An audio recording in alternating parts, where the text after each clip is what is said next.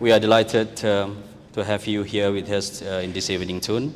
And our second panelist, he is well known with his massive contributions whenever the word Palestine and the Palestinian people and the cause related comes into picture.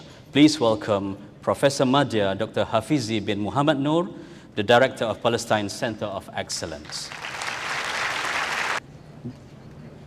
Warahmatullahi wabarakatuh. It's very difficult to answer this question. How can we put a complete stop to this thing?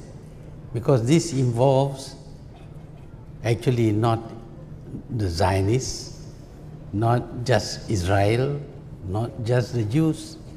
This involves the greatest power at the present time in the world, namely the United States of America.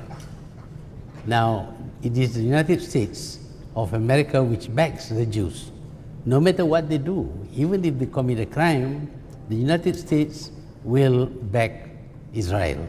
And because of that, it's not easy for us to say, stop it, because the United States can actually thumb its nose at the world. That's why when it wanted to go to war against Iraq, it didn't hesitate, because the United Nations objected to the war. It just went ahead and went to war against Iraq. So with such a power, it is almost impossible for us to get them to agree to stop this support for Israeli atrocities committed against the Palestinians. I think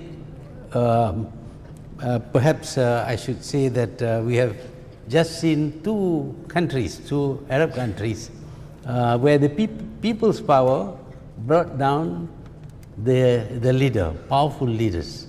I think if we want to stop these things, we must exert people's power, except that we must see all over the world people demonstrating endlessly until the United States stops its support of Israel.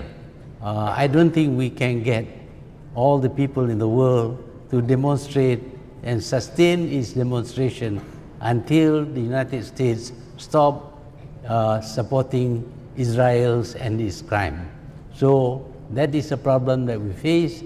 We are not dealing with just Israel, we are dealing with the most powerful nation in the world. And this nation has already shown that it doesn't care one little bit whether the world approves or disapproves of what it does. So that is the problem that we face. Thank you, Yang Berbahagia Tun. For the purpose of preparing the framework and also things that can be categorized as launching the effective strategy for the future, and to get the Ummah and Muslims in all over the world to get united in the Palestine cause, what can be derived from the opening verse of the Surah Al-Isra itself, if you may share with us? The very first verse, A'udhu Billahi Minash Shaitanir Rajim, Bismillahirrahmanirrahim, Subhanalladhi asra bi abdihi laylan minal masjidil haram ila al masjidil aqsa alladhi barakna hawlahu linuriyahu min ayatina innahu huwas samiul basir. I am sure we are very familiar with this verse, the oft-repeated verse in the month of Rajab, in remembrance of the greatest event, one of the greatest events in the livelihood of Rasulullah sallallahu alaihi wasallam, mentioned in the Quran. Praise be to Allah who has taken his servant on a night journey from Masjid al-Haram to Masjid al-Aqsa.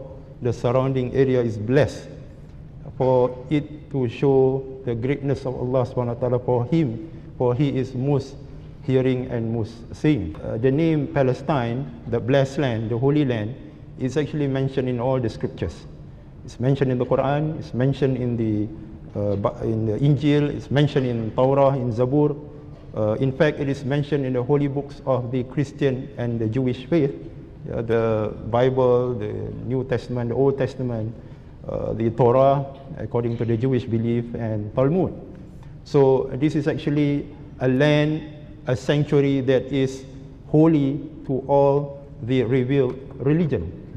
So when we mention about this particular verse, it brings our attention to one of the holiest, one of the three mosques that is being honored by Allah subhanahu wa ta'ala, which is Masjid al-Aqsa. Now, Masjid al-Aqsa is the place of transit of Rasulullah sallallahu alaihi wasallam on the event of Isra and Mi'raj, before he was taken to meet Allah subhanahu wa ta'ala in person at Sidratul Muntaha. So it is very important for us Muslims, when we mention about the Palestinian issue, it should bring our mind and our thinking to this holy mosque, which is now under occupation and also under threat of wanton destruction by the Zionist elements. So let's consider this. During the event of Isra and Mi'raj, Rasulullah sallallahu alaihi wasallam performed the prayer, and behind him stood an estimated number of about 300,000 prophets that were sent down from the time of Adam alayhi salam to the last prophet. And that was only an estimate, it could be more. Now, the whole compound of Masjid al-Aqsa can accommodate around 500,000 people. So almost the whole area is being occupied. If we consider this point, then not only Muslims, but all the adherents of Christianity and Jews must take heed that this area is sacred and it should be liberated from the evil forces that is now trying to destroy the place, and also to destroy the peace that has bonded all the Muslims and also all the people in the whole wide world.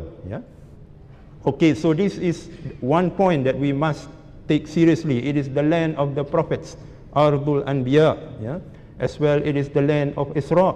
And also Rasulullah SAW says in many hadith concerning the future of this land, and one of them I would like to mention. Rasulullah SAW says that there will be among my people who will be steadfast in defending Dimash, which is Damashq, the present day Damascus in Syria, and there will be among my people a group of them who will be steadfast in defending Al-Quds, which is Baitul Maqdis. And Rasulullah SAW said that they will not be betrayed by those who betray this ummah, and Allah subhanahu wa ta'ala will grant them victory. And when this hadith is mentioned, the Sahaba only hears about them because Rasulullah is speaking about the future. But now we are living in that future mentioned by Rasulullah sallallahu alaihi wasallam, like the Honorable Tun mentioned, that we are seeing before our own eyes how the two dictators in the Arab countries has fallen from grace, in Tunisia and Egypt. And these are among the countries that has been supporting or defending Israel. Israel has been strong, not because of protection by the United States, but because of the alliance with these countries. And we are seeing the hadith become reality within our lifetime, before our very own eyes. Thanks a lot, Prof.